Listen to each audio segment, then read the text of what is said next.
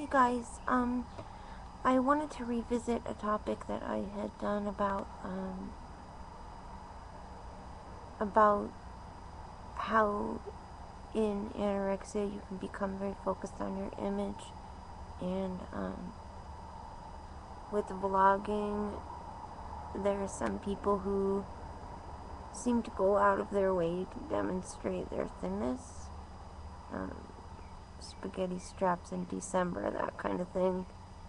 Positioning, so your arms in the thinnest position, or gotta have your bony legs showing, and casually on purpose, but not really.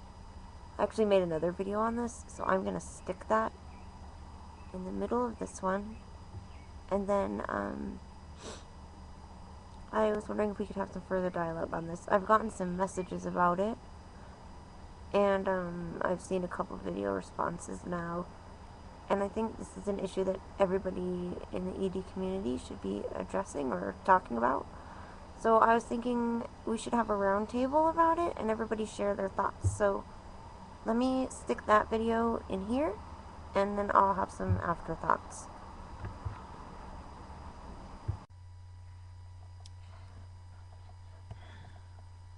Hey everyone. So let me just first say, I really hope that I don't hurt or offend anyone in what I'm about to say, but I have a concern, and it's really, really bothering me.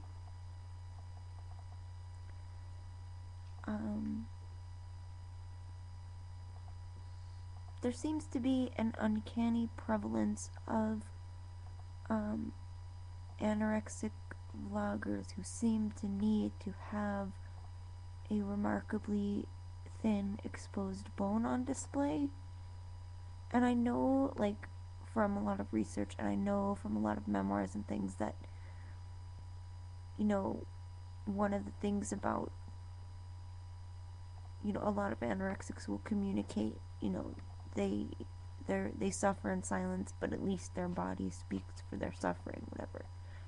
I get that. And I also get that we fixate and get obsessive, and looking into a camera or looking at yourself the whole video, whatever, comes with the territory, right? Like, we kind of like zone in on our looks, and so it makes this difficult. But the thing is, there's people who are like off center so that there's always a jutting collarbone exposed, or they position their arm in such a way that it's in the thinnest position, or they have to show their really thin legs. I don't know, like, please understand, I have the utmost compassion for anybody suffering, and I guess my message to people who feel the need to do this, or maybe aren't aware of it and do it, is your pain is valid without it. You do not have to always demonstrate how thin you are, or, like, that's point number one. Like, you shouldn't have to do that. Point number two, which is probably even more important, is that it's triggering as hell. Like, especially if you are trying to, working on recovery, and you're doing this, or if you're the kind of person who doesn't want to trigger somebody else, and none of us should, please do not deliberately or intentionally or casually, but on purpose. Like, I notice it, and it's not just a coincidence. Like, you look at other vloggers, they don't do this. Like a lot of anorexics do this, and like, it's triggering as hell. If you care about not triggering other people, like, just know that your suffering is valid. You're not being judged on how skinny you are when you make a video. Like, we're not evaluating your bone structure. Like, those of us who are here for love and support are not evaluating how you look. And it just seems that a lot of people seem to be really emphasizing, like, deliberately, but make it look like not really exposing bones. Like, There's a lot of tank tops and spaghetti tops going on. There's a lot of arm movements. Like, maybe it's because of my illness that I'm more sensitized to it. But even, okay, if I'm triggered, somebody else is. Alright? Like, please don't do it.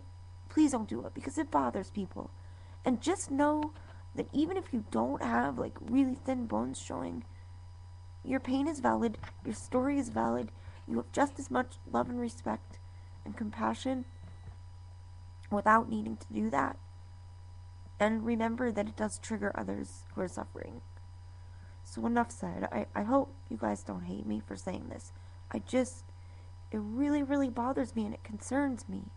So I felt like I had to say something. So this comes from a place of love in my heart, and I hope nobody's hurt. I never want to make anybody feel bad, so please think about it, okay? Love you guys. Bye. Be well. Okay, so, after that video, I got a lot of messages. Some from people worrying I was talking about them, which I felt absolutely terrible about, and I was actually worried that was going to happen.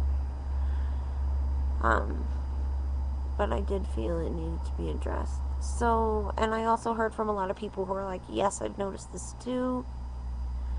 And I got to thinking and actually discussing with Sasan Didland, what can we do to keep the eating disorder vlogging community as healthy as possible in terms of triggers, body image, that sort of thing. So we were just messaging back and forth about this, and one of the things that Sasan said was that if you put a trigger warning, some people are going to want to come see it even more. And I agree with that, and I've been kind of conflicted. And then also, since the video went up, like, now I'm like paranoid of any bonus showing, and then there's other people who I've noticed are feeling more sensitized. So this is such a sensitive topic, and I don't really know what the solution is. So I thought maybe we could have like some roundtable discussion going on about, maybe we can brainstorm, like, can we figure out an ED vlogger's etiquette or approach to minimize the toxic effects of the ED's own, like, manifestation in terms of, focusing on physique, bone exposure, that sort of thing. I guess I would never try to tell anyone else what to do, but for me, what can I do to minimize triggering effects? Because, one of the things about EDs is that we isolate. This is another thing that's come up recently on PS. There was somebody writing about she has a dear friend that won't go out. If she sees somebody who's thinner than her, she'll never go back to that place. Like, there are a lot of people tormented about this.